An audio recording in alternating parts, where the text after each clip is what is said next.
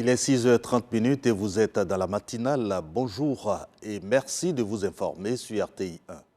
Il est le président sortant du Conseil des ministres du Conseil consultatif de l'industrie du cajou, le ministre d'État, ministre de l'Agriculture, du Développement rural et des productions vivrières pour une plus forte synergie d'action et une diversification des partenariats. Kobena Kwasi Adjoumani a fait ce plaidoyer au 6e Conseil des ministres de son institution et c'est à Accra, au Ghana, en présence de nos envoyés spéciaux, Ulrike Kadongon et Lanciné Bakayoko. Ces assises dans la capitale ghanéenne interviennent après celles organisées en avril 2023 à Abidjan, qui ont permis d'adopter le plan stratégique 2023-2027 de l'institution et de l'industrie du cajou. Ici à Accra, il est donc question de poursuivre les chantiers nécessaires pour des services à valeur ajoutée au profit des pays producteurs. Il y a des moments de doute, mais ces moments de doute sont faits justement pour faire appel à notre ingéniosité et à notre créativité pour pouvoir avancer. Et la Côte d'Ivoire en la matière aujourd'hui avance bien parce que nous pensons que le maximum de valeur ajoutée qui restera en Côte d'Ivoire sera un atout pour la filière. À l'opposé du cacao, dont les cours connaissent une augmentation historique sur le marché mondial, les noix de cajou enregistrent un effondrement continu des prix d'achat. Cette situation est aggravée par les effets néfastes des changements climatiques sur les plantations, la baisse de la fertilité des sols et les dégâts occasionnés par les ravageurs sur les anacardiers. Malgré ce tableau peu reluisant, la demande globale des produits issus de la transformation de la noix de cajou demeure à la hausse, selon les experts. Cette tendance haussière constitue une opportunité encore peu exploitée par nos pays dans un contexte global où des accords de coopération, de stratégies de diversification, des sources d'approvisionnement et du contrôle du marché se nouent dans d'autres régions du monde. D'où la nécessité de renforcer le Conseil consultatif international du cajou, ce cadre de coopération et de concertation des pays producteurs, transformateurs, importateurs, exportateurs et consommateurs afin d'adresser efficacement les enjeux globaux de l'industrie du cajou. Je nous invite à nous mobiliser davantage pour rendre notre institution plus forte, plus dynamique et suffisamment apte à remplir les missions qui lui sont assignées au travers d'une synergie d'action de ses membres et d'autre part, mitiger les impacts et menaces éventuelles sur le dit secteur et ses acteurs. Acte notable à ce 6e Conseil des ministres du Conseil international consultatif du cajou qui envisage la création d'une bourse du cajou, la désignation du nouveau président, le Ghanéen Brian Acheampong, et l'adhésion du Mozambique à l'organisation.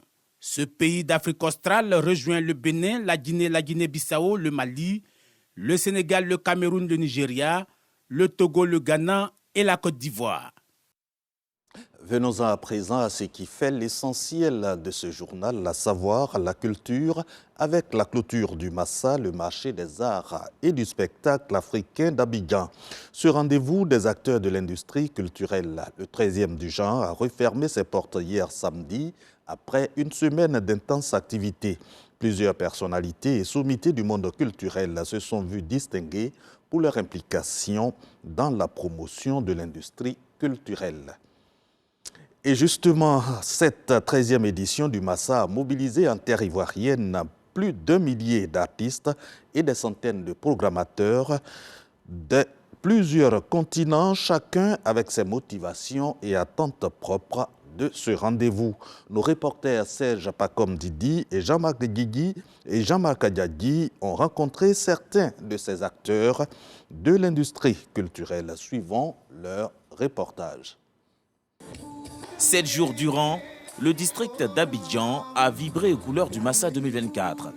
Sur les différentes scènes, l'on a enregistré plus de 1000 artistes et 400 spectacles.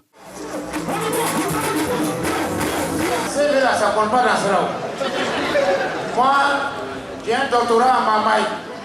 Ces artistes, venus de différents continents, placent beaucoup d'espoir dans le Massa. Le Massa te permet aussi d'être vu, parce qu'avec le nombre de médias présents au pays, avec les journalistes, tout ce qu'il y a, donc vraiment, le Massa en train de nous propulser. Ma toute première fois au Massa, c'est un rêve qui se réalise.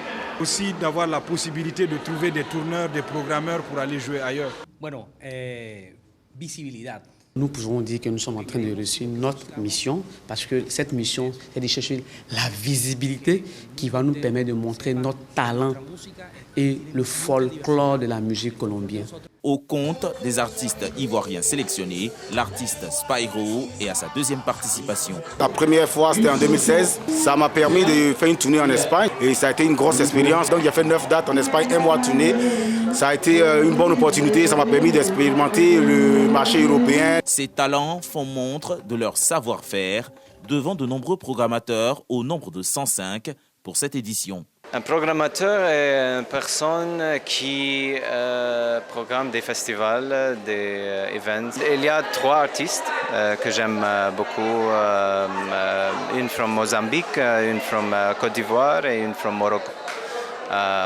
Et je pense que je veux travailler avec les 3. Il y a des talents que nous avons découverts. On a également parlé avec des organisateurs et nous avons des projets à venir. J'ai également parlé avec des organisateurs et pour des collaborations futures. Une 30e édition du marché des arts du spectacle d'Abidjan, marquée par des diversités culturelles. Il nous souvient encore les soirs au clair de lune, avant de dormir, des histoires nous étaient contées. Eh bien, le conte a constitué l'une des attractions du Massa, le marché des arts et du spectacle africain d'Abidjan qui vient de s'achever. Durant cette semaine, donc, les festivaliers ont eu droit, dès la tombée de la nuit, à des récits de faits et aventures imaginaires. Lumière tamisée, public en place, Rebecca peut débuter son spectacle. Tout petits et adultes sont à l'écoute de Petits Secrets de Femmes, une œuvre écrite par feu Amadou Ampateba, reprise et adaptée par la conteuse du jour.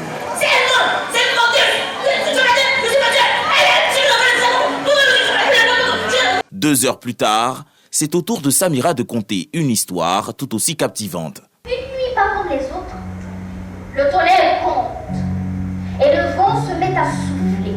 Chaque pan des récits est suivi de bout en bout, au grand bonheur du public. Elle a su mettre de côté toutes les conditions difficiles, à la fois techniques, à la fois le bruit extérieur, et elle nous a fait voyager dans son monde, et c'était divin. Il y a des contes que j'aime bien, par exemple le lièvre et la souris. Je trouve que ces contes sont très instructifs. Je trouve que c'est vraiment génial de pouvoir assister à beaucoup de spectacles très différents, très riches, très variés, et d'en apprendre beaucoup sur les messages qui sont passés. Tribune de valorisation des cultures africaines, le Massa se positionne comme un rendez-vous incontournable en Afrique. De quoi ravir les participants au nombre desquels nos 2 conteuses de la soirée. Ce spectacle-là, c'est Cohésion sociale que j'ai présenté, comme je le dis, qui relate un peu la situation sécuritaire et ça relate aussi le conflit intergénérationnel entre vieux et jeunes. Et aussi ça parle des conflits interethniques. C'est pour ça que je dis respectons la différence. Je m'inspire plus du Baoulé, de Tébissou, de mon village, voilà, pour pouvoir raconter mes histoires. C'est une manière pour moi de promouvoir ce que je sais faire, les chants en langue, en Baoulé et tout. C'est notre tradition, c'est ma culture, c'est ce que je vends. Le Massa, c'est plus de 1000 participants et près de 300 spectacles offerts pendant une semaine. Et voilà un reportage signé Ismaël Evradeo et Jean-Marc Diadi qui met définitivement le rideau sur le Massa et nous permet d'accueillir un autre rendez-vous culturel et non des moindres, le FEMUA, le Festival des musiques urbaines d'Anoumabo.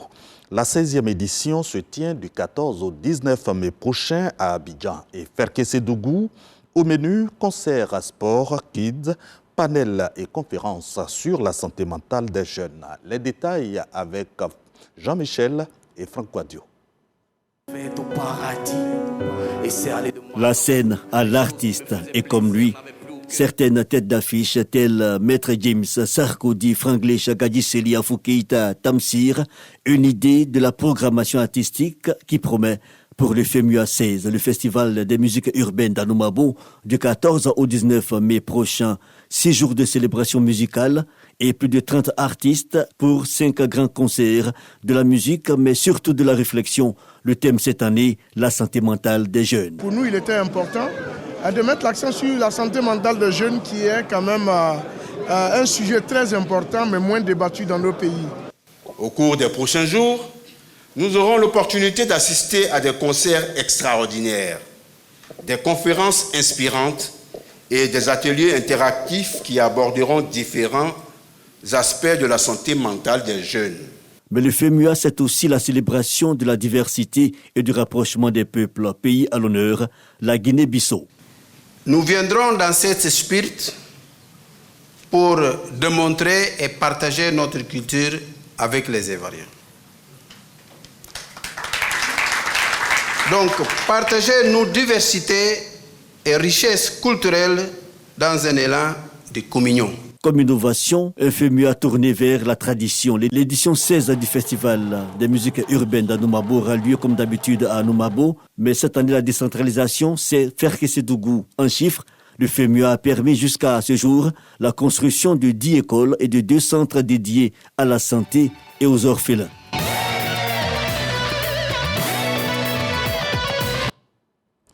Dans le secteur des médias, l'Union nationale des journalistes de Côte d'Ivoire à l'UNJCI dédie le week-end du 26 au 28 avril 2024 aux Ebony 2023.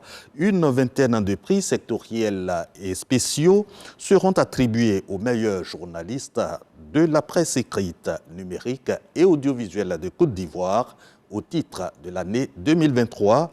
Et c'est Yamoussoukro, la capitale de la Côte d'Ivoire, qui va abriter cette année encore le week-end des Ébonies sous le thème « Intelligence artificielle, atout ou menace pour le journaliste ». On fait le point avec Jean-Marc Diadi. Qui, des 18 journalistes nominés, succédera au Super Ebony 2022, Raphaël Tano, à l'occasion de la 25e édition du Week-end des Ébonies prévu du 26 au 28 avril 2024 à Yamoussoukro. Jean-Claude Koulibaly, président de l'Union nationale des journalistes de Côte d'Ivoire, UNJCI, lance officiellement les activités.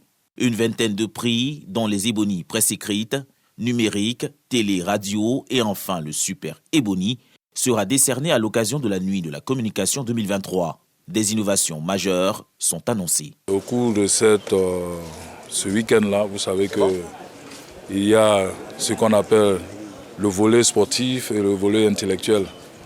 Sans oublier naturellement la nuit de l'excellence, la nuit des Ebonies. C'est que pour les présentateurs télé, il y a d'autres critères qui sont entrés en ligne de compte, c'est-à-dire que maintenant ce sera le vote du public. Ce sera l'occasion pour nous de rendre hommage à tous nos amis, tous nos dévanciers, tous nos camarades notamment, qui se sont essayés dans le management au niveau des médias. La Caisse nationale de prévoyance sociale, IPS-CNPS, soutient cette initiative de promotion de l'excellence dans le secteur des médias. Les bonus, c'est l'expression de l'excellence et c'est pour ça que la CNPS s'associe à cet événement. Et désormais, la CNPS voudrait aller au-delà du simple parrainage pour véritablement contribuer à l'évolution de la presse ivoirienne afin que ce soit une presse dynamique, une presse qui nourrit ses hommes et ses femmes et une presse qui rayonne au-delà de la Côte d'Ivoire. Intelligence artificielle, atout ou menace pour le journaliste est le thème central du week-end des Ébonies 2023. Plusieurs lots, dont un véhicule flambant neuf, sont prévus pour le lauréat du Super Ebony, meilleur journaliste de Côte d'Ivoire. Dans l'actualité hors de nos frontières, plusieurs dizaines de personnes périssent dans le naufrage d'une péniche au Centrafrique. Le drame s'est produit sur la rivière Mpoko, au sud-ouest de Bangui, la capitale centrafricaine.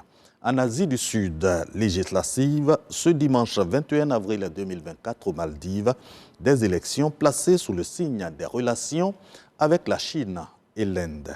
C'est tout pour ce matin. L'info revient à 10h. Très bon dimanche à vous tous sur RTI 1.